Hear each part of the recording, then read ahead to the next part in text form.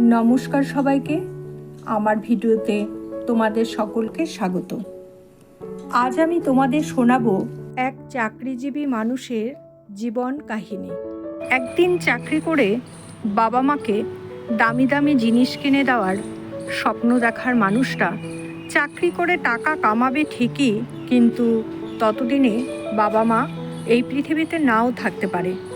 জীবনের ছোটোখাটো সকাল্লাদ খুব দামি জিনিস। এগুলো একটা মানুষের জীবনকে জীবিত রাখে। ইচ্ছে পূরণের অভাবে মানুষের জীবন একটু একটু করে মরে যায়।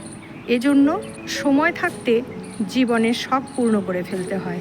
অনেক টাকা জমলে একদিন খাবো, এটা না ভেবে অল্প টাকা জমিয়ে খেয়ে নেওয়াই ভালো। বিশ্বাস করুন, জীবনের শ্রেষ্ঠ স্বাদটা পাবেন। জীবনের শখ পূরণ করার নির্দিষ্ট একটা সময় থাকে।